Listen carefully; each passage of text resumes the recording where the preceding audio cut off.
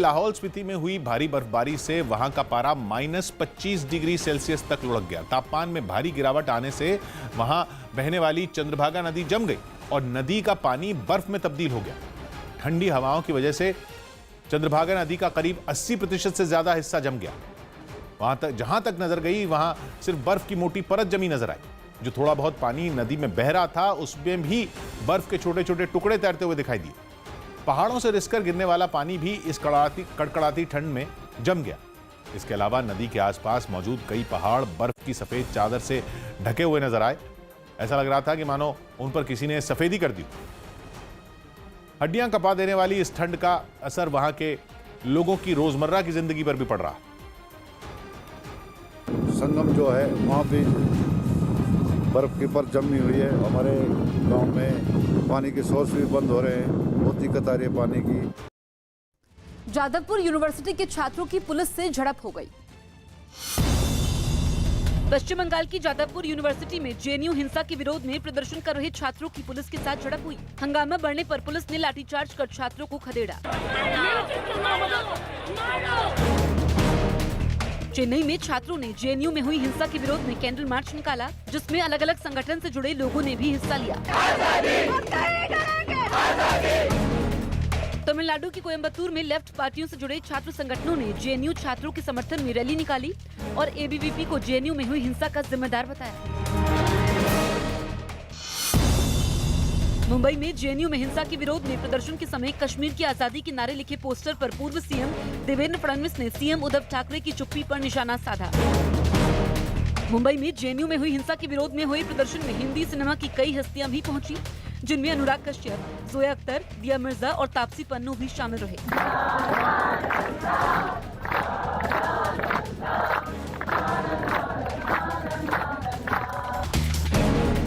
JNU में हिंसा के बाद पुलिस ने यूनिवर्सिटी के मेन गेट पर सुरक्षा बढ़ाई। आईडी कार्ड चेक करने के बाद ही लोगों को कैंपस में जाने दिया गया।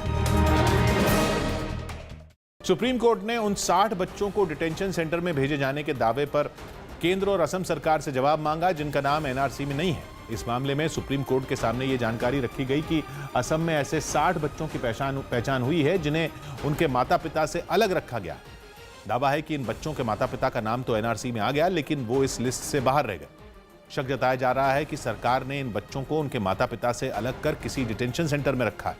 हालांकि सरकार की तरफ से अटॉर्नी जनरल ने सुप्रीम कोर्ट में इस दावे को सिरे से खारिज कर दिया। फिलहाल सुप्रीम कोर्ट ने केंद्र और असम सरकार को नोटिस जारी कर 4 हफ्तों में इस पर जवाब देने के लिए कहा है।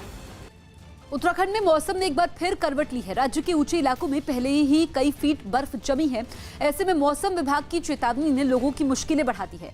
मौसम विभाग ने अगले 3 दिनों के लिए रेड अलर्ट जारी किया है और ऊंचे इलाकों में भारी बर्फबारी का अनुमान जताया है, जिसके लिए वेस्टर्न डिस्टर्बेंस को वजह बताया जा रहा है। पहाड़ों में बर्फबारी के साथ ही मैदानी इलाकों में बारिश की वजह से ठिठुरन और बढ़ने के आसार हैं।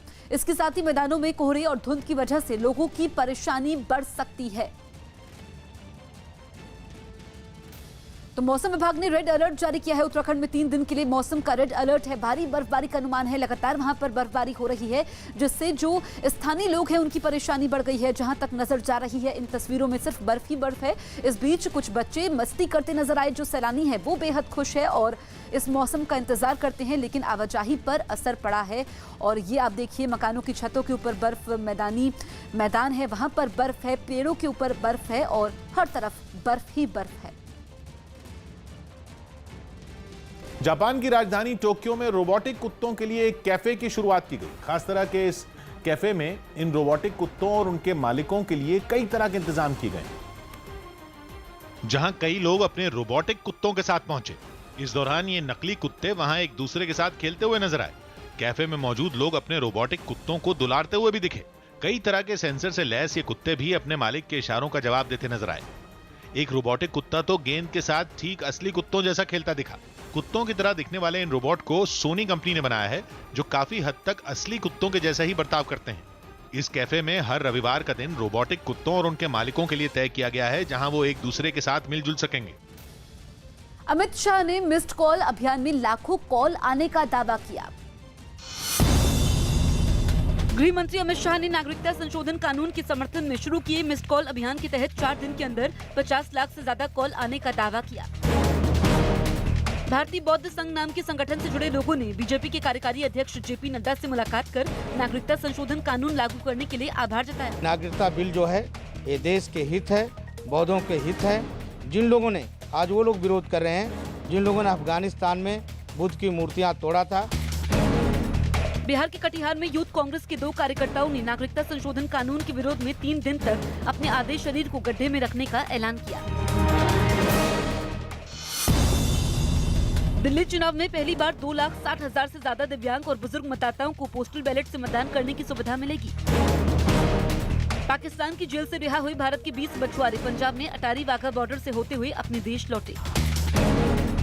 अमेरिकी कार्रवाई में ईरान के सैनिक कमांडर कासिम सुलेमानी की मौत के विरोध में लद्दाख के लेह में लोगों ने रैली निकाली, जिसमें सैकड़ों की संख्या में लोग शामिल हुए।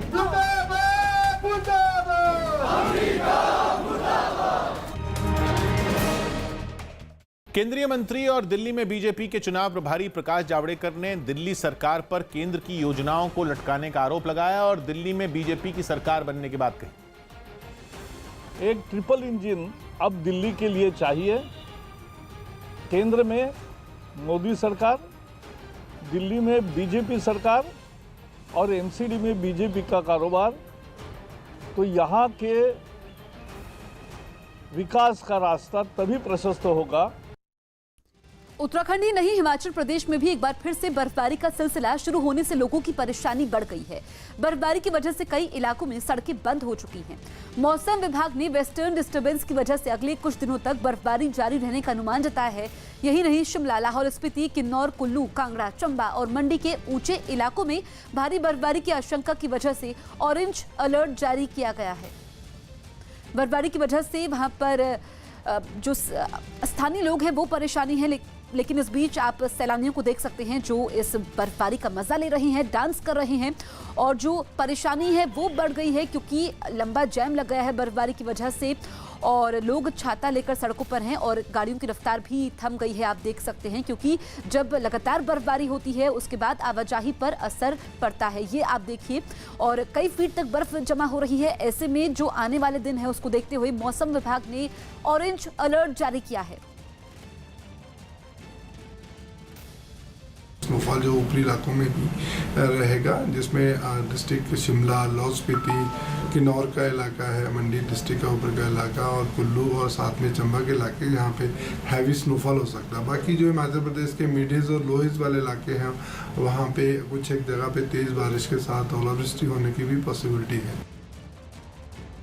बिहार के मोतिहारी में एक नर्सिंग होम में भर्ती गर्भवती महिला की मौत के बाद गुस्साए परिवार वालों ने हंगामा किया और तोड़फोड़ की। महिला को पेट दर्द की शिकायत के बाद वहां भर्ती करवाया गया था, जहां इलाज के दौरान उसकी मौत हो गई, जिससे नाराज उसके परिवार वालों ने नर्सिंग होम में हंगामा करना शुरू कर दिया। इस दौरान उन्होंने नर्सिंग होम में मौजूद लोगों से धक्का मुक्की और हाथापाई भी की। यही नहीं, नाराज रिश्तेदारों ने नर्सिंग होम में तोड़फोड़ भी की।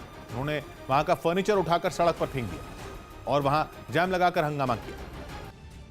जयराम ठाकुर ने लोक संगीत पर डांस किया। हिमाचल प्रदेश के सीएम जयराम ठाकुर ने अपने 55वें जन्मदिन पर शिमला में आयोजित एक कार्यक्रम में लोक संगीत की धुन पर डांस किया।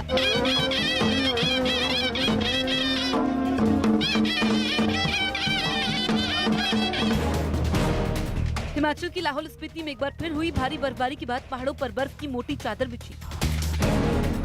मौसम विभाग ने वेस्टर्न डिस्टर्बेंस की वजह से दिल्ली एनसीआर के कुछ इलाकों में आज और कल बारिश के साथ ओले गिरने का अनुमान जताया है।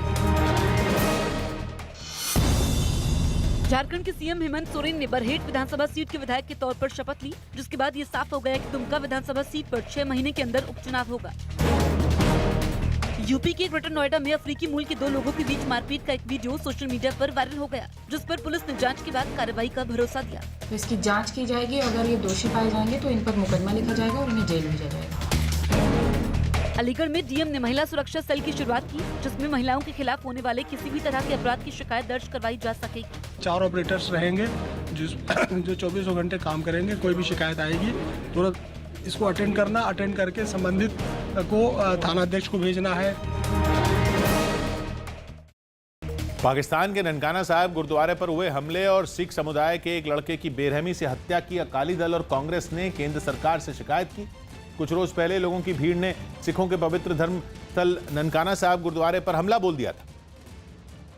और एक दिन पहले पाकिस्तान में सिख समुदाय के एक लड़के की भी बेरहमी से हत्या कर दी गई थी, जिससे नाराज अकाली दल के नेताओं ने सुखबीर सिंह बादल की अगुवाई में विदेश मंत्री एस जयशंकर से मुलाकात की।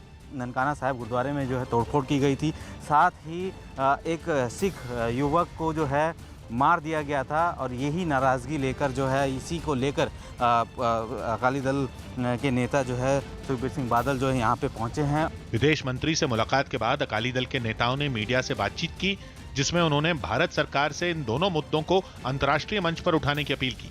माइनॉरिटीज़ पाकिस्तान में बड़ी अनसेफ है और ये मैं गवर्नमेंट ऑफ इंडिया को हमने ये भी रिक्वेस्ट किया है कि ये मैटर यूएन में लेके जाना चाहिए।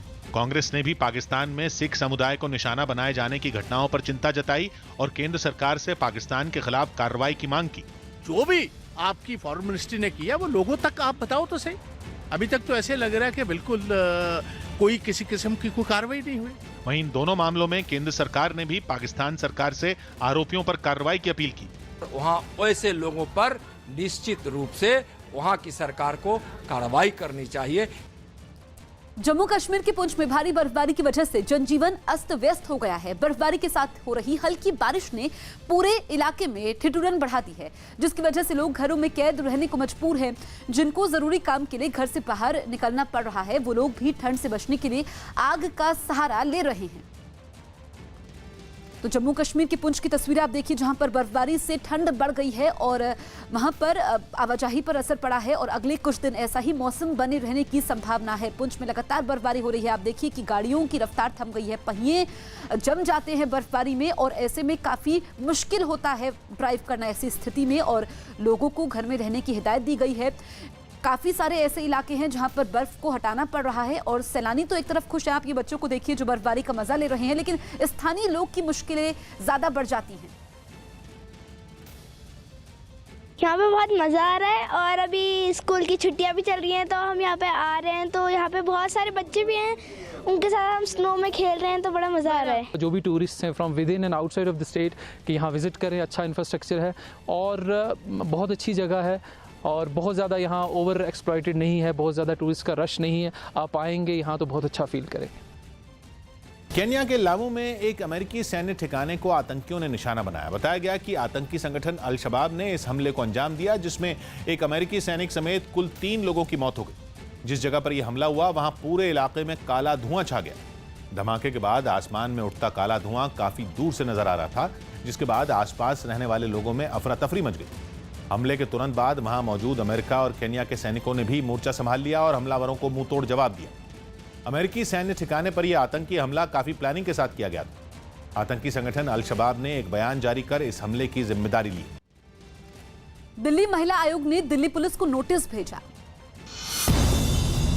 दिल्ली महिला आयोग ने जेएनयू में हुई हिंसा के मामले में दिल्ली पुलिस को नोटिस जारी कर एफआईआर की जानकारी मांगी और हिंसा होने पर तुरंत कार्रवाई नहीं करने की वजह पूछी।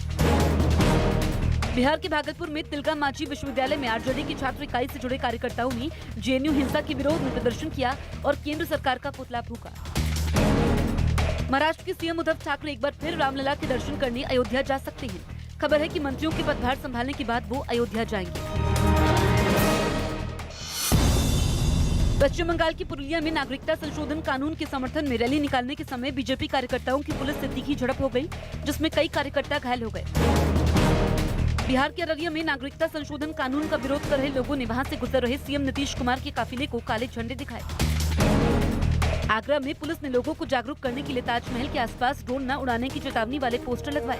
हमें कई कंप्लेंट्स हमें मिली है कि जो कुछ नागरिक फॉरेन कंट्री से आते हैं, इवन इंडियन जो सिटीजन्स हैं, वो भी अपने ड्रोन लेकर आते हैं, उसको ताजमहल का टॉप व्यू कैप्चर करने के लिए उसको उड़ाते हैं। मुंबई में बीजेपी से जुड़े छात्र संगठन एबीवीपी के कार्यकर्ताओं ने जेएनयू हिंसा के विरोध में हुतात्मा चौक पर शांतिपूर्ण प्रदर्शन किया। बिहार के मुजफ्फरपुर में एसकेएमसीएच में मेडिकल के छात्रों ने जमकर हंगामा किया। इन लोगों ने इंजीनियरिंग कॉलेज में परीक्षा केंद्र बनाने का विरोध किया। भुवनेश्वर में सीएम नवीन पटनायक, केंद्रीय खेल मंत्री किरेन रिजिजू, केंद्रीय मंत्री रमेश पोखरियाल निशंक और केंद्रीय मंत्री धर्मेंद्र प्रधान ने पहले खेलो इंडिया यूनिवर्सिटी गेम्स 2020 को लॉन्च किया। 22 फरवरी से भुवनेश्वर में इन खेलों का आयोजन किया जाएगा। मध्य प्रदेश की राजधानी भोपाल समेत राज्य के बड़े शहरों में पुलिस की कमान एसपी के बजाय कमिश्नर को सौंपने की तैयारी हो रही, जिसका ऐलान राज्य के मुख्यमंत्री कमलनाथ 26 जनवरी को कर सकते हैं। जिसके लिए आईपीएस एसोसिएशन और मध्य प्रदेश के डीजीपी के साथ मुख्यमंत्री कमलनाथ की बातचीत भी हुई। मध्य प्रदेश के आईपीएस अधिकारी कई साल से कमिश्नरेट सिस्टम यानी पुलिस की कमान एसपी के बजाय कमिश्नर को सौंपने की मांग कर रहे हैं, जिसको राज्य के गृह मंत्री बाला बच्चन ने भी लागू करने के संकेत दिए। प्रदेश के लिए जो कानूनी पॉइंट ऑफ व्यू से जो बेटर होगा और मध्य प्रदेश की जो जनता जो चाहेगी, हमारे मुख्यमंत्री जी और हम लोग वही निर्णय करेंगे। कमिश्नरेट सिस्टम लागू करने की पैरवी करने वाले पुलिस अफसरों ने बताया कि इससे कानून व्यवस्था बनाए रखने में सहूलियत होगी। कमिश्नरेट सिस्टम लागू होने के बाद मध्य प्रदेश के बड़े शहरों में भी दिल्ली और मुंबई की तरह पुलिस सिस्टम काम करने लगेगा। जानकारी के मुताबिक शुरुआत में राज्य के इंदौर और भोपाल में पुलिस कमिश्नरी बनेगी, जो आबादी के लिहाज से मध्य प्रदेश के सबसे बड़े शहर हैं। भोपाल की आबादी करीब 19 लाख और इंदौर की आबादी करीब 22 लाख। कमिश्नरी सिस्टम लागू होने के बाद इंदौर और भोपाल में पुलिस की कमान कमिश्नर के हाथों में होगी। पुलिस कमिश्नर का पद एडिशनल डीजी स्तर का होगा। कमिश्नर के नीचे 2 ज्वाइंट कमिश्नर होंगे, जिनकी रैंक आईजी के बराबर होगी। भोपाल और इंदौर को पुलिस जिलों में बांटा जाएगा और हर जिले में डीसीपी की तैनाती होगी, जो एसएसपी के बराबर का पद होगा। कमिश्नरेट सिस्टम में पुलिस अफसरों को कुछ न्यायिक अधिकार भी मिल जाते हैं। मुंबई के गेटवे ऑफ इंडिया पर जेएनयू हिंसा के विरोध में हो रहे प्रदर्शन में एक महिला वहां विवादास्पद पोस्टर लेकर पहुंच गई, जिस पर बड़े बड़े अक्षरों में फ्री कश्मीर लिखा हुआ था। काफी देर तक महिला छात्रों के प्रदर्शन के बीच पोस्टर को लेकर खड़ी रही। बाद में महिला के इस पोस्टर पर सियासी घमासान शुरू हो गया। राज्य के पूर्व मुख्यमंत्री देवेंद्र फडणवीस ने ट्वीट कर इस पर ऐतराज जाहिर किया। हालांकि फ्री कश्मीर वाले इस पोस्टर पर बवाल बढ़ने के बाद उस महिला को गेटवे ऑफ इंडिया पर हो रहे विरोध प्रदर्शन से हटा दिया गया। तो यहाँ पर एक महिला फ्री कश्मीर वाले पोस्टर लेकर पहुंची, जिसके बाद सियासी घमासान मच गया, क्योंकि महाराष्ट्र के पूर्व मुख्यमंत्री ने भी इसको लेकर ट्वीट किया और बाद में ये देखा गया कि पोस्टर वहां से हटा दिया गया। दरअसल गेटवे ऑफ इंडिया में जेएनयू के छात्रों के समर्थन में छात्र वहां पर रात भर विरोध प्रदर्शन करते रहे और इस बीच फ्री कश्मीर का पोस्टर दिखाई दिया और छात्रों ने वहां पर कश्मीर की आजादी के नारे भी लगाए। आपको बता दें कि शाम को उस वक्त यहाँ पर अफरा तफरी मच गई थी, जब एक लड़की जो फ्री कश्मीर का पोस्टर लेकर यहाँ पर उपस्थित हुई थी। मामले की संवेदनशीलता को समझते हुए यहाँ के जो आंदोलनकारी हैं, इन्होंने उस लड़की को यहाँ से दूर भेज दिया है। मुंबई में गेटवे ऑफ इंडिया पर जेएनयू के समर्थन में प्रदर्शन होते हैं। फ्री कश्मीर का बोर्ड दिखाया जाता है और इस प्रदर्शन को समर्थन है शिवसेना का, राष्ट्रवादी कांग्रेस का और कांग्रेस का।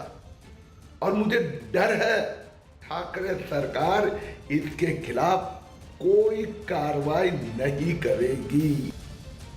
वहीं महाराष्ट्र के पूर्व सीएम फडणवीस ने ट्वीट कर इस मामले पर सीएम उद्धव ठाकरे से कई सवाल किए। उन्होंने लिखा कि आखिर ये विरोध किसके लिए है? फ्री कश्मीर के नारे यहाँ क्यों लग रहे हैं? हम मुंबई में ऐसे अलगाववादी ताकतों को कैसे बर्दाश्त कर सकते हैं? हालांकि इस पूरे सियासी घमासान के बाद गेटवे ऑफ इंडिया पर पूरी रात प्रदर्शन चलता रहा। रात को ही वहां प्रदर्शन के समय कश्मीर की आजादी के नारे भी लगे। कश्मीर मांगे आजादी, लेके रहेंगे आजादी, एनपीआर से आजादी, सीएए से आजादी। कश्मीर मांगे आजादी, लेके रहेंगे आजादी, एनपीआर से आजादी, सीएए से आजादी। रात भर चले हंगामे के बाद पुलिस ने गेटवे ऑफ इंडिया पर प्रदर्शन कर रहे छात्रों को हटा दिया। पुलिस ने हाईकोर्ट के आदेश का हवाला देकर छात्रों से आजाद मैदान में प्रदर्शन की अपील की और जब बीती रात से प्रदर्शन कर रहे छात्र गेटवे ऑफ इंडिया से हटने के लिए तैयार नहीं हुए तो पुलिस ने छात्रों को गाड़ियों में भरकर आजाद मैदान भेज दिया। 2 दिन में जेएनयू में हुई हिंसा के खिलाफ प्रदर्शनकारी जहां प्रदर्शन कर रहे थे गेटवे ऑफ इंडिया के बाहर, वहां से लोगों को हटा दिया गया है और उनके सामान को हटाने का सिलसिला यहां पर शुरू हुआ। जो प्रदर्शनकारी यहां पर प्रदर्शन करने आए थे उनके पास काफ़ी मात्रा में यहां पर आप देख रहे हैं बिस्किट्स, फ्रूट्स और तमाम सारे खाद्य वस्तुएं आपको दिखाई पड़ रही है जो यहां पर रखी हुई थी। पानी की बॉटल्स आपको दिखाई पड़ रहे हैं जो यहाँ पर रखे हुए थे ताकि प्रदर्शनकारियों को किसी भी तरीके की दिक्कत ना हो और कहीं बाहर उठ के जाना न पड़े। लेकिन 2 दिन बाद पुलिस ने उन प्रदर्शनकारियों को गेटवे ऑफ इंडिया के बाहर से हटा दिया है। ये पैसेज क्लीन करा दिया गया है और लगातार क्लीननेस चल रहा है। यहाँ पर हैवी डिप्लॉयमेंट पुलिस की गई है और जो भी जगह पे प्रदर्शनकारी बैठे थे वहाँ से प्रदर्शनकारियों को हटा करके और इस इलाके को साफ कराया जा रहा है। दूसरी तरफ मैं तस्वीरें दिखाना चाहूँगा कि पुलिसकर्मी यहाँ पर आपको दिखाई पड़ रहे हैं, लगातार जो यहाँ पर खड़े हैं और सभी लोग यहाँ पे कहीं न कहीं कोई दूसरा प्रदर्शनकारी न आए उसको लेकर के ध्यान में दे रहे हैं और पूरे पैसेज को क्लियर कराया गया है। हाईकोर्ट के मुताबिक यहाँ पर बिना परमिशन किसी भी तरीके का आंदोलन नहीं हो सकता है। उसके बावजूद 2 दिन से यहाँ पर प्रदर्शनकारी आंदोलन कर रहे थे, लेकिन देर रात यहाँ पर कश्मीर को आज़ाद करने जैसे नारे लगे और वैसे स्लोगन लगे, तख्तियाँ हाथों में दिखी, जिसके बाद पूर्व मुख्यमंत्री देवेंद्र फडणवीस ने ट्वीट कर उद्धव ठाकरे जो इस समय मुख्यमंत्री उनसे सवाल पूछा था कि क्या आपकी नाक के नीचे इस तरीके के स्लोगन लगाए जा सकते हैं। मुंबई में फ्री कश्मीर को लेकर जिस तरीके से स्लोगन लगाए जा रहे थे, जिसको लेकर के कहीं न कहीं पुलिस भी सख्ती बरती और इन सारे प्रदर्शनकारियों को फिलहाल यहां से हटा चुकी है और इस पूरे पैसेज को क्लीन किया जा रहा है। कैमरामैन आज के साथ Abhishek Pandey, Mumbai, news 18 India. Whatever you want to do, we do not have any objection against your slogans or your posters or anything. Mumbai is a peace living city and people are getting inconvenienced. लोगों को traffic jams face कर रहे। हमने कल इनसे, आपके organiser से appeal किया था कि आप कृपया मार्च मत निकालिए, फिर भी उन्होंने मार्च निकाला। कॉमन मुंबईकर्स को काफी तकलीफ हुई है।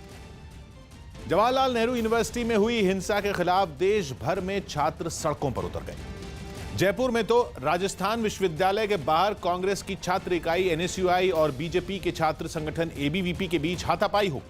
इस हंगामे में पुलिस वालों को भी निशाना बनाया गया, जिससे हालात काफी बिगड़ गए। कांग्रेस और बीजेपी दोनों के छात्र संगठनों के बीच खूब हंगामा हुआ, बात मारपीट तक पहुंच गई।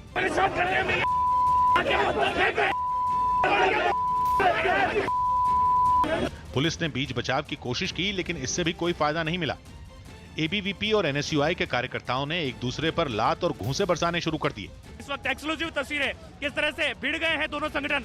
एबीवीपी और एनएसयूआई दोनों के बीच में भिड़ंत हुई है, दोनों के बीच में यहाँ पर मारपीट झगड़ा हो गया है। जेएनयू की घटना को लेकर के दोनों छात्र संगठन आपस में यहाँ पर विरोध प्रदर्शन कर रहे थे। पुलिस ने सख्ती दिखाई तो एबीवीपी के कार्यकर्ताओं ने धक्का मुक्की शुरू कर दी। बीच में एनएसयूआई के लोग घुसे तो बात और भी ज्यादा बिगड़ गई। इससे यूनिवर्सिटी के बाहर तनाव का माहौल बन गया।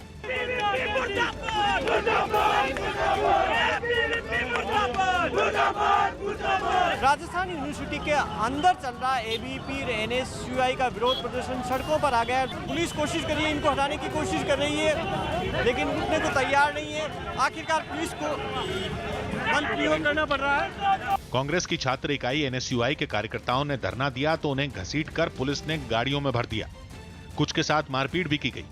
एनएसयूआई की तरह बीजेपी के छात्र संगठन के कार्यकर्ताओं को भी हिरासत में ले लिया गया। पहले ये जेएनयू में ऐसी घटना करते हैं, उसके बाद इस राजस्थान सरकार में ये राजस्थान सरकार का दबाव दिखा के देखिए ये पुलिस किस प्रकार से गुंडागर्दी कर रही है। भारत माता के। जेएनयू में हुई हिंसा के मुद्दे पर सिर्फ जयपुर में ही हंगामा नहीं हुआ, कई दूसरे राज्यों में भी जेएनयू हिंसा की गूंज सुनाई दी। जयपुर ही नहीं, चंडीगढ़ की पंजाब यूनिवर्सिटी में महिला सशक्तिकरण के मुद्दे पर हो रहे एक कार्यक्रम के दौरान लेफ्ट से जुड़े छात्र संगठन आयसा यानी ऑल इंडिया स्टूडेंट्स एसोसिएशन के छात्रों ने जेएनयू हिंसा के विरोध में जमकर हंगामा किया।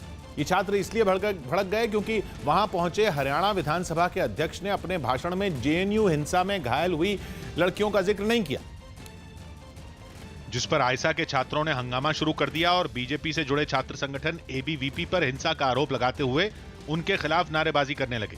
एबीवीपी मुर्दाबाद, एबीवीपी गुंडागर्दी मुर्दाबाद। हंगामा बढ़ता देख वहां मौजूद पुलिस वालों ने इन छात्रों को यूनिवर्सिटी के उस हॉल से बाहर निकाल दिया जहां कार्यक्रम चल रहा था, लेकिन केंद्र सरकार और पुलिस के खिलाफ हाथों में पोस्टर लिए ये छात्र प्रदर्शन करते रहे। अंदर सवाल उठाया गया कि जेएनयू में जो लड़कियों पर अटैक हुआ है उसको लेकर किस तरह से आप अपनी बात कहेंगे। अंदर जो वीवीआईपी आए हुए थे उनसे सवाल पूछने की कोशिश की गई, जिसके बाद यहाँ पर हंगामा खड़ा हो गया। यही नहीं, हंगामा कर रहे छात्रों ने यूनिवर्सिटी में रखे गए इस कार्यक्रम को ढोंग करार दिया।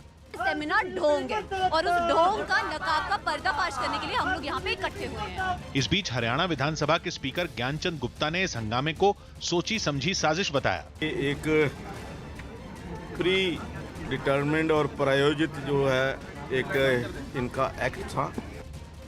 जेएनयू में हुई हिंसा के खिलाफ देश भर में छात्रों के प्रदर्शन का असर मुंबई में भी दिखाई दिया, जहां बड़ी संख्या में छात्र घटना के विरोध में गेटवे ऑफ इंडिया पर इकट्ठा हुए और जेएनयू हिंसा के लिए कसूरवार लोगों के खिलाफ कार्रवाई की मांग करते हुए धरने पर बैठ गए। जैसे जैसे दिन चढ़ता गया, इस प्रदर्शन में छात्रों की संख्या भी बढ़ गई। मुंबई में नहीं बल्कि पुणे के एफटीआई और मुंबई के आईआईटी बॉम्बे में भी जो है वो काफी सारे छात्रों ने जेएनयू पे हुए हमले का जो है वो विरोध प्रदर्शन किया है। छात्रों के इस प्रदर्शन को सियासी दलों के साथ कुछ फिल्मी कलाकारों का भी समर्थन मिला, जिन्होंने जेएनयू हिंसा की न्यायिक जांच की मांग की। दिल्ली पुलिस पर तो भरोसा नहीं रहा, ना स्टूडेंट्स को, ना हमें।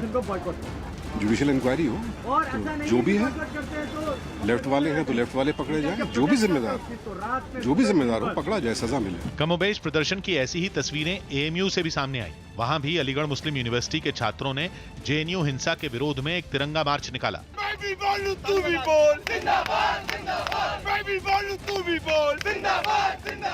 इस विरोध प्रदर्शन को देखते हुए एएमयू के बाहर पुलिस ने फ्लैग मार्च किया। वहीं शाम को दिल्ली में जेएनयू कैंपस के गेट पर कड़ी सुरक्षा के बाद भी बीजेपी की छात्र इकाई, एबीवीपी और लेफ्ट से जुड़े छात्र संगठन आमने सामने आ गए। लेफ्ट से जुड़े छात्र संगठन कैंपस के गेट पर पहुंचे और वहां बैठकर हिंसा के विरोध में प्रदर्शन करने लगे, जिसके थोड़ी देर बाद एबीवीपी के कार्यकर्ता भी पहुंच गए और नारेबाजी करने लगे। हालांकि वहां मौजूद दिल्ली पुलिस के जवानों ने हालात को संभाला और हंगामा कर रहे सभी छात्रों को शांत कराया। इस तरफ जो गेट के बाहर एबीवीपी के छात्र हैं, जबकि गेट के अंदर भीतर की तरफ जो है वो लेफ्ट समर्थित छात्र हैं और सभी अब नारेबाजी कर रहे हैं। कोशिश पुलिस की ये है कि उनको इस पूरे मामले से दूर रखा जाए, दोनों को टकराव की स्थिति में नहीं लाया जाए। दिल्ली के जेएनयू कैंपस में छात्रों की मारपीट से शुरू हुआ हंगामा कोलकाता भी पहुंच गया। हिंसा के विरोध में जादवपुर यूनिवर्सिटी के छात्र संगठन भी सड़कों पर उतर आए, जिनके हंगामे को शांत करने के लिए भारी संख्या में तैनात पुलिस वालों ने लाठीचार्ज भी किया। अलग अलग राजनीतिक दलों से जुड़े छात्र संगठनों के प्रदर्शन की वजह से टकराव बढ़ गया और छात्र एक दूसरे के खिलाफ नारेबाजी करने लगे। हालात इतने बिगड़ गए कि पुलिस की मौजूदगी में छात्रों के बीच झड़प होने लगी। नारेबाजी और हंगामे के बीच पुलिस वालों ने इन छात्रों को शांत करने की काफी कोशिश की और सड़क के बीच में बैरिकेडिंग लगा दी, लेकिन नाराज छात्र नहीं रुके और हंगामा बढ़ता चला गया, जिसके बाद पुलिस ने इन्हें हटाने के लिए लाठीचार्ज किया, जिसमें कई छात्र घायल भी हो गए। कोलकाता के जादवपुर में यहाँ पर जादवपुर विश्वविद्यालय के ये लेफ्ट यूनियन के छात्र हैं, जिन पर पुलिस ने अभी लाठीचार्ज किया है। लगातार ये छात्र जो है नारे लगा रहे थे और यहाँ बीजेपी के झंडे को भी जलाया गया है। इसके अलावा एबीवीपी और सीपीएम की भी रैलियां इसी जगह पर जादवपुर के मौजूद है। यहाँ पर इन छात्रों पर अभी से थोड़ी देर पहले पुलिस ने लाठियां बरसाई हैं। यहाँ पर पत्थर भी एक दूसरे के ऊपर ये छात्र उछाल रहे थे और लगातार अभी भी आप देख सकते हैं किस तरह से पुलिस से ये छात्र भिड़े हुए हैं। पश्चिम बंगाल के हुगली में बीजेपी समर्थकों की पुलिस से झड़प हो गई। बीजेपी समर्थक हुगली के सांसद लॉकेट चटर्जी की अगुवाई में एक कार्यक्रम में शामिल होने पहुंचे थे, लेकिन उन्हें पुलिस ने रास्ते में ही रोकने की कोशिश की, जिसके बाद वहां हंगामा खड़ा हो गया और महिला पुलिस ने बीजेपी के महिला समर्थकों पर लाठियां बरसानी शुरू कर दी। इस बीच वहां बीजेपी समर्थकों के साथ धक्का मुक्की भी हुई। इससे पहले लॉकेट चटर्जी एक गाड़ी पर सवार थी, लेकिन पुलिस के रोकने पर वो गाड़ी से उतर गई और बाइक सवार समर्थकों के साथ आगे बढ़ने लगी। पुलिस वालों ने उन्हें आगे बढ़ने से मना किया, लेकिन वो और उनके समर्थक नहीं माने और बाइक पर सवार होकर निकल पड़े। जिस बाइक पर लॉकेट चटर्जी सवार हुई, उसके पीछे बीजेपी के कुछ समर्थक भी थे, जो नारेबाजी करते हुए दौड़ लगाते दिखे। बताया गया कि पुलिस की कार्रवाई में बीजेपी के कई कार्यकर्ता घायल हो गए और बीजेपी के कुछ समर्थकों को पुलिस ने गिरफ्तार भी किया। अपने सैनिक कमांडर कासिम सुलेमानी के ताबूत को सामने देख ईरान के supreme leader Ayatollah Ali Khamenei भी अपने आंसुओं को नहीं रोक सके। खामनेई ईरान की कुद्स फोर्स के चीफ कमांडर कासिम सुलेमानी के जनाजे में शामिल होने पहुंचे थे, लेकिन जनाजे की नमाज शुरू होने से पहले ही आयतुल्लाह अली खामनेई जोर जोर से रोने लगे। राष्ट्रपति हसन रूहानी के साथ खड़े खामनेई ने रोते हुए ही अपने भरोसेमंद जनरल के जनाजे की नमाज पढ़ी। इस दौरान वहां कुद्स फोर्स के नए कमांडर जनरल इस्माइल कानी भी मौजूद रहे। मातम के इस माहौल के बीच ईरान ने अमेरिका को एक बार फिर अंजाम भुगतने की चेतावनी दी। با 4 تا شلیک موشک زدن یک پایگاه حتی با کشتن ترامپ هم इससे पहले कासिम सुलेमानी के शव के ईरान पहुंचते ही हजारों लोग सड़कों पर उतर आए। राजधानी तेहरान की सड़कें पूरी तरह लोगों से भर गईं। एयरपोर्ट से निकलने के बाद जिस रास्ते से उनके जनाजे को गुजरना था, उस पूरे रास्ते में सिर्फ भीड़ ही भीड़ नजर आने लगी। इतनी तादाद में लोगों के सड़कों पर उतरने की वजह से जमीन तक दिखनी बंद हो गई। हालात ऐसे हो गए कि जिस ट्रक पर उनका शव रखा गया था उसका आगे बढ़ना भी मुश्किल हो गया। किसी तरह ट्रक को तेहरान की एक बड़ी मस्जिद तक ले जाया गया, जहां उनके अंतिम संस्कार की तैयारी शुरू की गई। अमेरिकी कार्रवाई में ईरान की कुद्स फोर्स के कमांडर कासिम सुलेमानी की मौत के बाद दोनों देशों के बीच तनाव और भी बढ़ गया। एक तरफ जहां ईरान ने चेतावनी दी कि वो अमेरिका को उसी की भाषा में जवाब देगा, तो अमेरिकी राष्ट्रपति डोनाल्ड ट्रंप ने भी साफ कर दिया कि अगर ऐसा कुछ भी होता है तो वो चुप नहीं बैठेंगे। यही नहीं, ट्रंप ने ईरान को उसके 52 ठिकानों को भी उड़ाने की धमकी दी। दोनों देशों के बीच पैदा हुए इस तनाव को जंग की आहट माना जा रहा है। ईरान ने तो साफ कर दिया है कि वो अब अमेरिका को जवाब देकर रहेगा। इसके लिए उसने अमेरिकी प्रतिबंधों के खिलाफ जाकर परमाणु कार्यक्रम फिर से शुरू करने का ऐलान किया है। यही नहीं, कासिम सुलेमानी की मौत से ईरान इस कदर गुस्से में है कि वो अमेरिका पर कहर बरपाने की धमकी दे रहा है। अमेरिका जानता है कि ईरान उस पर हमले की कोशिश करेगा। यही वजह है कि राष्ट्रपति डोनाल्ड ट्रंप ने अपने एक ट्वीट के जरिए ईरान तक ये संदेश पहुंचा दिया कि अगर उसकी तरफ से कोई भी कार्रवाई हुई तो फिर अमेरिका पीछे नहीं हटेगा। यही नहीं, ट्रंप ने अपने ट्वीट में ईरान के 52 ठिकानों पर हमले की धमकी दी। हालांकि इन 52 ठिकानों के बारे में उन्होंने ज्यादा कुछ नहीं बताया, पर माना जा रहा है कि डोनाल्ड ट्रंप की इस धमकी का कुछ न कुछ कनेक्शन 1979 के ईरान बंधक संकट से हो सकता है। 1979 के इसी संकट ने ईरान को अमेरिका का दुश्मन बना दिया था। तब तेहरान में अमेरिकी दूतावास पर हमला हुआ था। इस घटना में अमेरिका के 52 राजनयिकों और कर्मचारियों को ईरान ने 444 दिन तक बंधक बनाकर रखा गया था। इसलिए ऐसा कहा जा रहा है कि अमेरिकी राष्ट्रपति डोनाल्ड ट्रंप ने ईरान के 52 ठिकानों पर नजर होने की धमकी दी है, क्योंकि 1979 में अमेरिका के सैन्य ऑपरेशन के बाद भी 444 दिन तक अपने कर्मचारियों को वो छुड़ा नहीं पाया था। इस वजह से भी अमेरिकी राष्ट्रपति डोनाल्ड ट्रंप की धमकी के अलग अलग मायने निकाले जा रहे हैं। मुंबई के गेटवे ऑफ इंडिया पर बड़ी संख्या में लोगों ने जेएनयू में हुई हिंसा के खिलाफ प्रदर्शन किया। बैनर, पोस्टर लिए छात्र, कलाकार और समाज के दूसरे लोग वहां पहुंचकर जेएनयू में हिंसा के शिकार लोगों के साथ हमदर्दी जताई और दोषियों के खिलाफ कार्रवाई की मांग की। रात भर चले इस प्रदर्शन में लोगों ने केंद्र सरकार को हिंसा के लिए जिम्मेदार माना, उसके खिलाफ नारेबाजी की। हिंदी फिल्म जगत के कई नामचीन लोग भी हिंसा के विरोध में सड़क पर उतरे, अपना विरोध दर्ज किया। अनुराग कश्यप ने जेएनयू में हिंसा को केंद्र सरकार की साजिश करार दिया।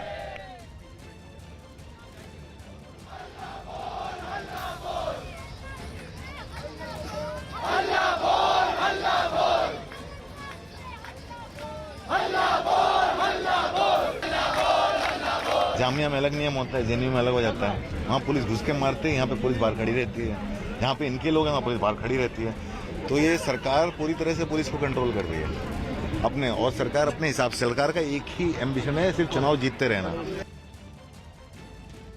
आप लोग सब इंडियन हैं, हम सब यहाँ पे इंडिया के लिए आए हुए हैं। ठीक है, बस आपको जय हिंद का पैगाम देना है। ठीक है, शांत रहिए, सब कुछ अच्छा रहेगा। गाने गाते हैं और बस ये कहना है कि आप लोगों का बहुत बहुत धन्यवाद। छत्तीसगढ़ की राजधानी रायपुर में विरोध की वजह से एक मदरसे में नागरिकता संशोधन कानून पर होने वाला कार्यक्रम बीजेपी को रद्द करना पड़ा। सीएए पर भ्रम दूर करने के लिए बीजेपी देश भर में जागरूकता अभियान चला रही है।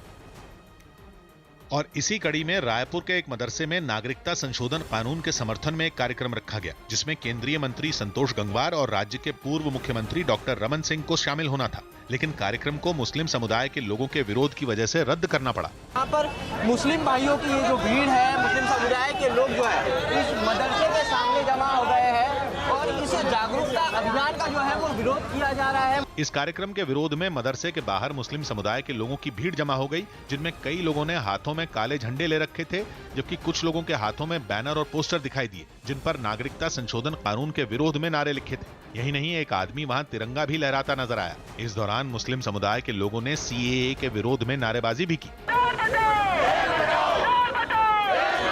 कार्यक्रम रद्द किए जाने पर न्यूज 18 की टीम ने संतोष गंगवार से बातचीत की, तो उन्होंने ऐसे किसी भी कार्यक्रम के होने और उसमें जाने की बात से ही साफ इनकार कर दिया। हमें पता नहीं था कि हमको जाना है, अगर जाना होता तो हम जाते, पर हम इतना ही कह सकते हैं, किसी को भ्रम में नहीं आना चाहिए, किसी की नागरिकता नहीं जा रही है। वहीं इस मुद्दे पर कांग्रेस ने बीजेपी पर निशाना साधते हुए एनआरसी और सीएए के नाम पर लोगों को लड़ाने का आरोप लगाया। भारतीय जनता पार्टी चाहती है कि देश में एनआरसी और सीएए के नाम पर लोग लड़ते रहें और देश की अभी की जो परिस्थितियां हैं उससे लोग उस पर सवाल ना उठा सकें।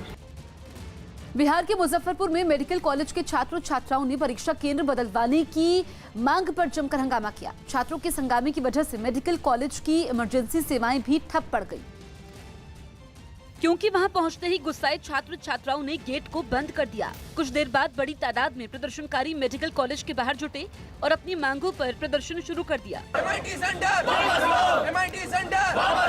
ये हंगामा तब शुरू हुआ जब मेडिकल कॉलेज ने 3rd ईयर की परीक्षा के लिए MIT को सेंटर बनाया। पिछले साल भी MIT में ही परीक्षा केंद्र था, लेकिन उस बीच वहाँ काफी बवाल और मारपीट हुई थी, जिस वजह से परीक्षाओं को बीच में ही रोकना पड़ा था। हमारे जो सीनियर्स हैं उनके साथ मिसबिहेव किया गया, टॉर्चर किया गया, स्टिल आप वहाँ पे ही सेंटर दे रहे हो, इसका फिर क्या मतलब है? प्रदर्शनकारियों ने चेतावनी दी कि अगर परीक्षा केंद्र नहीं बदला गया तो वो बड़े पैमाने पर आंदोलन करेंगे। चीन के हाबिन शहर में हर साल की तरह इस बार भी international ice and snow festival की धूमधाम से शुरुआत की गई। बर्फ के इस थीम पार्क को तैयार करने के लिए करीब 10,000 कलाकारों ने 15 दिन तक मेहनत की, जिसे पूरी तरह से तैयार होने के बाद लोगों के लिए खोल दिया गया। इस दौरान बर्फ से बने इस थीम पार्क को खूबसूरत रोशनी से सजाया गया। इसके साथ ही वहां शानदार आतिशबाजी भी की गई। इस थीम पार्क में बर्फ से कई ऊंची इमारतें और महल बनाए गए। इसके अलावा वहां बर्फ से ही कई खूबसूरत कलाकृतियां भी बनाई गई। बर्फ से बने इस खूबसूरत शहर को देखने के लिए वहां बड़ी तादाद में सैलानी भी पहुंचे, जो जमकर मस्ती करते नजर आए। Yeah, we really like it. Yeah, it's magnificent. कई सैलानी बर्फ पर फिसलने वाली साइकिल की सवारी करते दिखे। इस थीम पार्क के लिए पास ही की एक जमी हुई नदी से बर्फ को लाया गया, जिसे पहले बड़े बड़े टुकड़ों में काटा गया और फिर बाद में आपस में जोड़कर एक आकार दिया गया। इस दौरान कलाकारों ने -20 डिग्री तक के तापमान में काम किया। जेएनयू हिंसा के विरोध में जादवपुर यूनिवर्सिटी के छात्र संगठन भी सड़कों पर उतर गए, जिनके हंगामे को शांत करने के लिए भारी संख्या में तैनात पुलिस वालों ने लाठीचार्ज भी किया। इस मुद्दे पर अलग अलग राजनीतिक दलों से जुड़े छात्र संगठनों के प्रदर्शन की वजह से टकराव बढ़ गया और छात्र एक दूसरे के खिलाफ नारेबाजी करने लगे। हालात इतने बिगड़ गए कि पुलिस की मौजूदगी में छात्रों के बीच झड़प होने लगी। नारेबाजी और हंगामे के बीच पुलिस वालों ने इन छात्रों को शांत करने की काफी कोशिश की, सड़क के बीच में बैरिकेडिंग लगा दी, लेकिन नाराज छात्र नहीं रुके। हंगामा बढ़ता चला गया, जिसके बाद पुलिस ने इन्हें हटाने के लिए लाठीचार्ज किया, जिसमें कई छात्र घायल भी हो गए। इसी जगह पर सुलेखा मोड़ पर बीजेपी की एबीवीपी की रैली यहाँ पर रोकी गई थी पुलिस के द्वारा। सीपीएम की एक रैली है, जादवपुर के स्टूडेंट्स की ये रैली है, जहाँ लगातार यहाँ परिस्थिति उत्तप्त बनी हुई है। ये छात्र एक दूसरे के ऊपर पत्थर उछालते नजर आए हैं और एक दूसरे के ऊपर हमला करते भी नजर आए हैं। पुलिस के लिए बहुत ही मशक्कत का काम है इन तीनों रैलियों को रोक पाना। अभी भी आप देख सकते हैं ये छात्र जो है वो किस तरह से बैरिकेड को तोड़ करके अंदर घुसने की कोशिश कर रहे हैं, लगातार पुलिस से बहस कर रहे हैं, पुलिस से भिड़े हुए हैं। दिल्ली में चुनावी दंगल का बिगुल बज गया। चुनाव आयोग ने दिल्ली में विधानसभा चुनाव के लिए 8 फरवरी को वोटिंग कराने का ऐलान कर दिया, जिसकी घोषणा होने के साथ ही दिल्ली में आचार संहिता लागू हो गई। मुख्य चुनाव आयुक्त सुनील अरोड़ा ने बताया कि दिल्ली में 14 जनवरी को नामांकन की प्रक्रिया शुरू होगी। Date of poll is 8 February 2020 Saturday. How can it be January? Today is 6 January already. Counting of votes shall be done on 11 February 2020. चुनाव की तारीखों के ऐलान के साथ ही दिल्ली में CAA पर प्रदर्शन के बाद से बिगड़े हालात से निपटने के लिए भी चुनाव आयोग ने पूरी तैयारी करने का दावा किया। And in any case, in the polling process, if there is some kind of extraordinary situation, there are always provisions for kind of deferring the poll. All those possibilities are there. The Constitution empowers the ECA to take a call if required. चुनाव आयोग ने यह भी साफ किया कि आम budget में दिल्ली के लिए किसी तोहफे का ऐलान करने पर रोक रहेगी। That in the interest of free fair elections and in order to maintain level playing field during elections, no state specific schemes shall be announced in the national budget. Delhi में 2013 से जितने भी चुनाव हुए उनमें हर बार उलटफेर देखने को मिला। यही वजह है कि दिल्ली के चुनाव में पूरे देश की दिलचस्पी बहुत ज्यादा है। 2013 में दिल्ली में पहली बार ऐसा हुआ जब विधानसभा चुनाव में किसी पार्टी को बहुमत नहीं मिला। 2013 में बीजेपी अकाली दल गठबंधन को 32, कांग्रेस को 8 और पहली बार चुनाव लड़ रही आम आदमी पार्टी को 28 सीटों पर जीत मिली थी। तब कांग्रेस के समर्थन से केजरीवाल पहली बार सीएम बने और उनकी पहली सरकार सिर्फ 49 दिन तक चली। लेकिन 2014 के लोकसभा चुनाव में बाजी पलट गई और बीजेपी ने 47% वोट के साथ दिल्ली में लोकसभा की सभी 7 सीटें हासिल कर ली थी। हालांकि फरवरी 2015 में दिल्ली के वोटरों ने फिर रंग बदला और आम आदमी पार्टी ने 70 में 67 सीटें जीतकर नया रिकॉर्ड बना दिया था। तब बीजेपी को सिर्फ 3 सीटों पर जीत मिली और कांग्रेस का खाता तक नहीं खुला था। लेकिन 2017 में दिल्ली के तीनों नगर निगमों के चुनाव में बीजेपी ने जोरदार वापसी की और नगर निगमों में बीजेपी की सत्ता बरकरार रही। 2019 के लोकसभा चुनाव में भी बीजेपी की लहर दिखी और करीब 57% वोट के साथ बीजेपी ने फिर सभी 7 सीटें जीत ली थी, जबकि लोकसभा चुनाव में कांग्रेस और आम आदमी पार्टी का दिल्ली में खाता भी नहीं खुला। लेकिन कांग्रेस वोट के मामले में आम आदमी पार्टी से आगे थी। लेकिन चुनाव का ऐलान होते ही दिल्ली में बीजेपी, कांग्रेस और आम आदमी पार्टी ने अपनी अपनी जीत के दावे शुरू कर दिए। बीजेपी के चुनाव अभियान की शुरुआत करते हुए गृह मंत्री अमित शाह ने आम आदमी पार्टी और कांग्रेस पर जोरदार हमला बोला। हालांकि अमित शाह दिल्ली में 300 किलोमीटर लंबे साइकिल ट्रैक की शुरुआत करने पहुंचे थे, लेकिन इस दौरान उन्होंने आरोप लगाया कि बीते 5 साल में केजरीवाल सरकार ने सिर्फ झूठ बोला। आप पार्टी की सरकार 5 साल चली, कुछ नहीं किया। 5 महीने में सारे एडवर्टाइज देकर विकास के लिए लोगों की आंख में धूल झोंकने का प्रयास।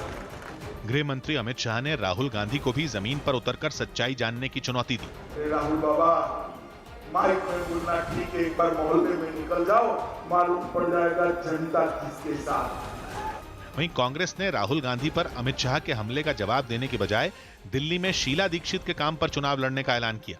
कांग्रेस का गवर्नमेंट आने के लिए दिल्ली का लोग वेट कर रहे हैं।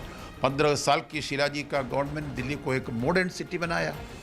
दिल्ली का फैसिलिटीज जो हम देख रहे हैं, यूनिवर्सिटी हो, मेट्रो हो, सारा डेवलपमेंट हो, ये सारा कांग्रेस का गवर्नमेंट के टाइम में आया।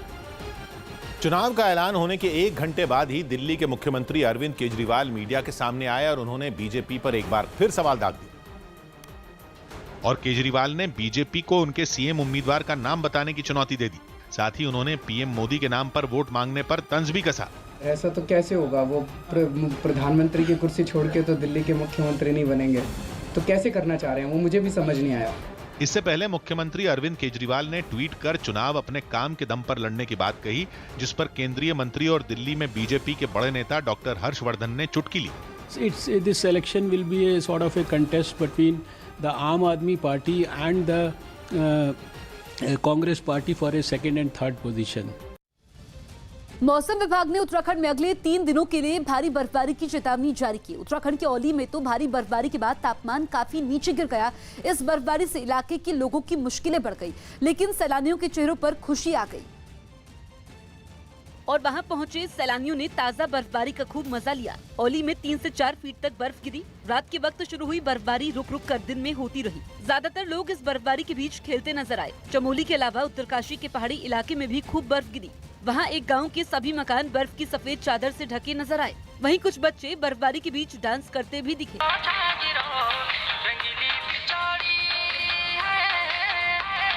उत्तराखंड के चारों धाम पहले ही बर्फ से ढके हुए हैं और मौसम विभाग ने अगले 3 दिनों के लिए रेड अलर्ट जारी करते हुए उत्तराखंड के पहाड़ी इलाकों में भारी बर्फबारी की आशंका जाहिर की है। यानी अगले 3 दिनों में पहाड़ों के तापमान में और गिरावट दर्ज की जा सकती। यूपी के कई शहरों में कोहरे ने ट्रेनों की रफ्तार पर ब्रेक लगा दी, जिससे यात्रियों की परेशानी बढ़ गई।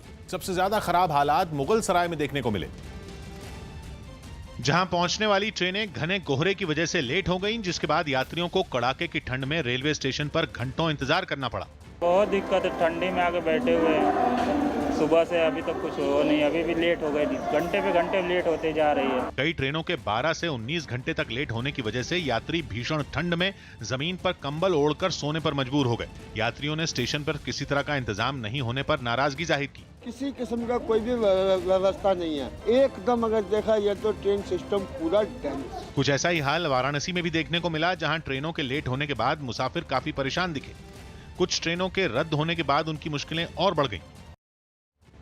पश्चिम बंगाल के पुरुलिया में नागरिकता संशोधन कानून के समर्थन में बुलाई गई रैली में बीजेपी समर्थकों और पुलिस के बीच झड़प हुई। बताया गया कि बीजेपी समर्थक मुख्यमंत्री ममता बनर्जी का पुतला जलाने की तैयारी में थे, तभी पुलिस ने उन्हें रोका, जिसके बाद प्रदर्शनकारी पुलिस से भिड़ गए। इस बीच बीजेपी समर्थक डंडों से पुलिस को पीटते भी दिखाई दिए। काफी देर तक पुलिस और प्रदर्शनकारियों के बीच धक्का-मुक्की होती रही। वहीं पुरुलिया के बीजेपी सांसद ने पुलिस की पिटाई को जायज मानते हुए ममता सरकार पर हमला बोला। একবার খোঁজ নিয়ে দেখুন সেই জলপাইগুড়ির 8 জন পুলিশের এখন বর্তমান কি অবস্থা আছে, তাদের অবস্থা কি করে রেখেছি। সেই 8 জন পুলিশ এখন দিলীপ ঘোষের বাড়ি যাচ্ছে আর আসছে নাগদৌড়া দিচ্ছে চাকরি বেতনের জন্য। इजराइल के तेल अवीव शहर में कुछ घंटों की बारिश और बाढ़ से हालात बिगड़ गए। शहर के ज्यादातर इलाकों में पानी भर गया, जबकि सड़कें नदियों में तब्दील हो गई और उनका पानी शहर के अंदर घुस गया। सड़कों पर खड़ी कई गाड़ियां पानी में डूब गईं। कई जगहों पर तो गाड़ियों के डूबने की वजह से उनमें मौजूद लोग भी अंदर ही फंस गए, जिसकी जानकारी मिलते ही बचाव दल के लोग गाड़ियों में फंसे लोगों की मदद के लिए पहुंचे और उन्हें सुरक्षित जगहों पर पहुंचाया। शहर की सड़कों पर जिधर भी नजर गई वहां पानी और उसमें डूबी हुई गाड़ियां ही दिखाई दी। तेल अवीव शहर के दूसरे हिस्सों से भी बाढ़ की डरा देने वाली तस्वीरें सामने आईं। भारी बारिश के बाद पानी का तेज बहाव अपने साथ कई गाड़ियों और सड़कों के किनारे लगे कूड़ेदान बहा ले गया। ये गाड़ियां और कूड़ेदान सड़क किनारे बने नालों में फंसे दिखाई दिए। एक रेस्टोरेंट में भी बारिश का पानी घुस गया, जिससे बचने के लिए वहां मौजूद लोग मेजों पर चढ़ गए और पानी के कम होने का इंतजार करने लगे। उत्तराखंड में रुड़की के कॉलेज में छात्रों के 2 गुट भिड़ गए। बताया गया कि कॉलेज कैंपस के बाहर एक गुट के छात्र को दूसरे गुट के छात्रों ने पीट दिया था और जैसे ही ये खबर कैंपस के अंदर पहुंची, हंगामा शुरू हो गया। पीटने वाले गुट के छात्र और उसके साथ बाहर से आए लोग हाथों में डंडे लेकर कॉलेज गेट तक पहुंच गए, जबकि दूसरे गुट के छात्र कैंपस के अंदर आरोपियों के खिलाफ कार्रवाई की मांग करते हुए प्रदर्शन करने लगे। हालात बिगड़ते ही पुलिस भी कैंपस के अंदर पहुंच गई और दोनों गुटों को शांत करने में जुट गई। लेकिन पुलिस को देखते ही छात्रों के एक गुट का गुस्सा और भड़क गया और पुलिस के खिलाफ नारेबाजी करने लगे।